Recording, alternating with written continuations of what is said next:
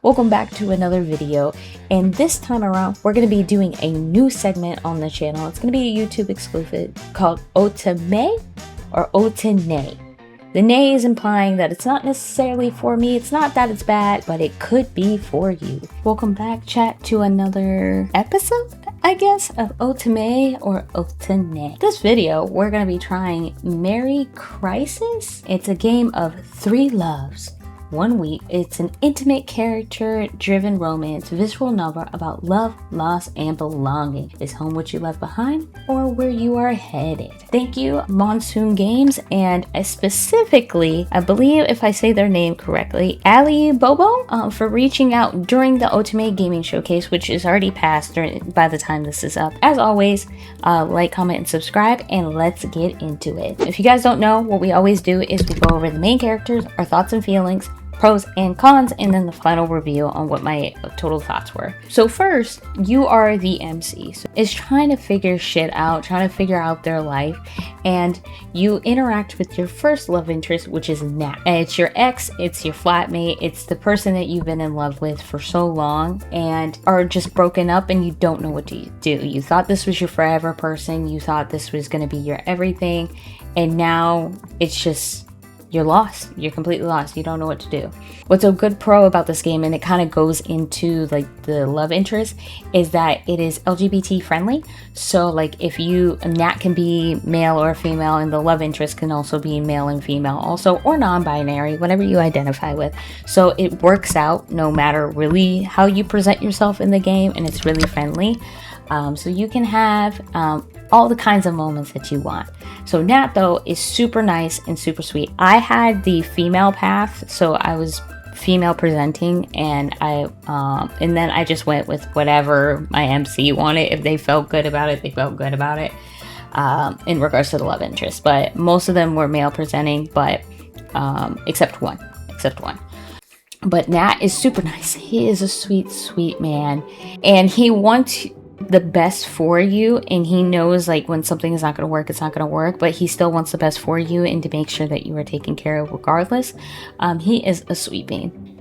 And then in the game you actually go, I believe it's to South Korea, for a vacation for holiday. So you meet Shay, who is your mother's next door neighbor, and your mother is who you're staying with.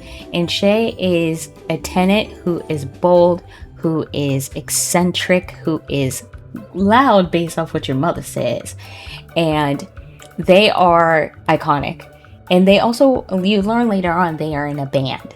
So it's really fun for them, but they're also kind of like an escape for you as you learn later on, or how I seen them is that they're kind of like an escape because there's something different, there's something fun, there's something exciting. So the interactions with them are also like that. And so then your final love interest is Kui.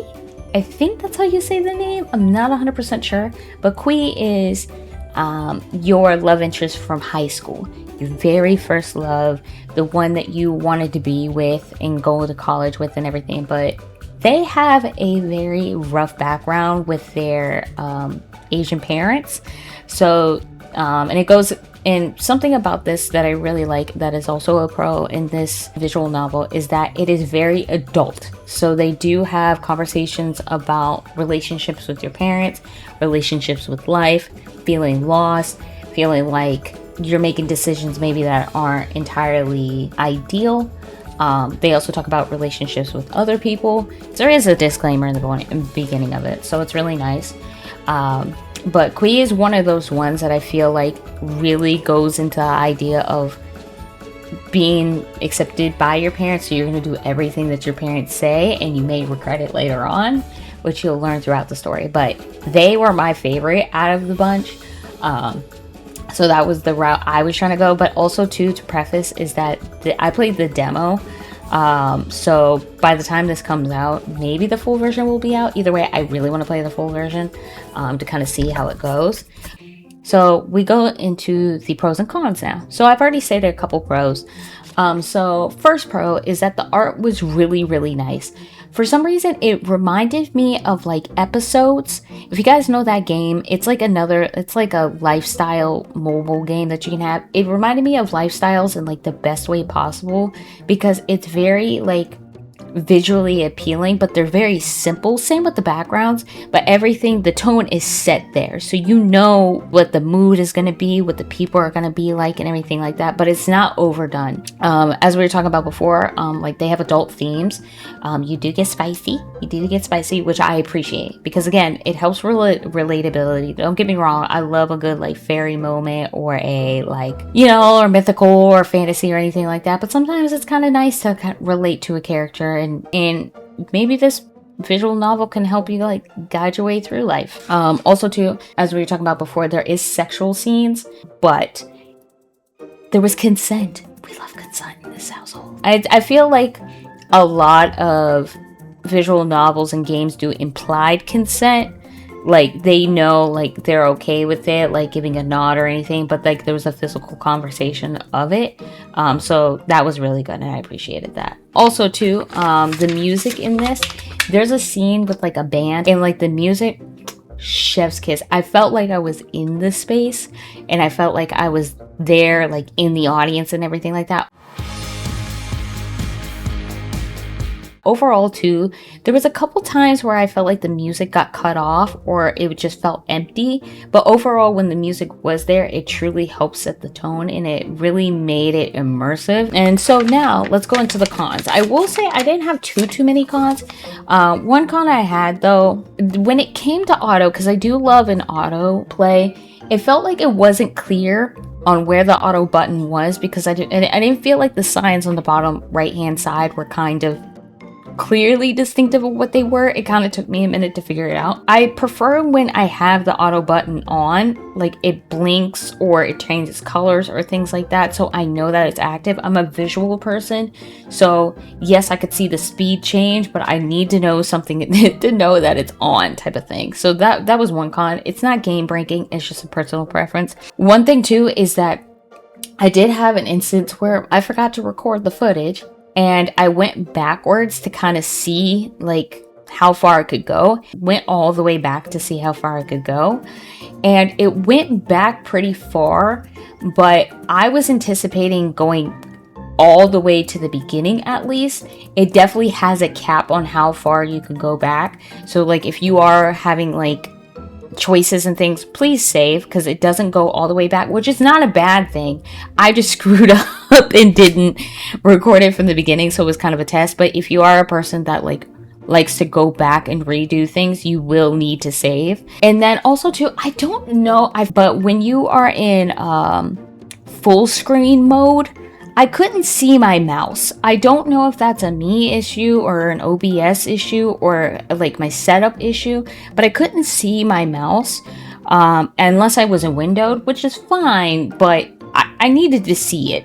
I needed to see it. Again, I don't know if that's a me issue. And then I will always say this, there's no VA. So if you are preferring voice acting or anything like that, there isn't any in it. I will always say VA is a con for me, because if I'm alone, it's perfectly fine, because then I can control it. But if I'm streaming or anything like that, I do not have a throat that is capably like able to handle reading everybody's scripts, making sure I can get in the inflections and everything like that. But as always, I do know VA is expensive. I do know it's hard to obtain sometimes. So it's not anything that I like need to have in a game. It's just if I'm playing on my own, it's perfectly fine. And so those are my current thoughts on Merry Crisis. And so, do I think it's an Otome or an Otome? Honestly, 100% it's an Otome all the way for me. Like I said, I really appreciate that it's super relatable.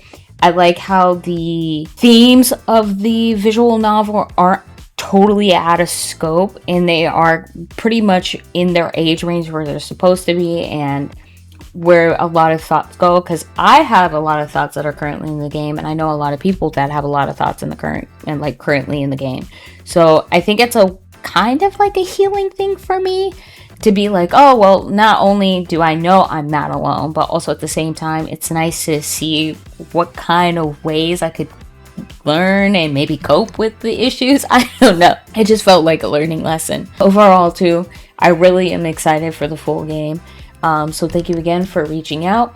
Again, I did play the full demo, so if this is seen by your eyes when the full thing comes out, of course there could be differences, additions, things like that throughout the game. So please keep that in mind. I played this like a couple weeks ago. So yeah, that is my review on it. And so I hope you guys have a good day, good night, good afternoon, wherever you're located. And I hope to see you in the next episode. Bye.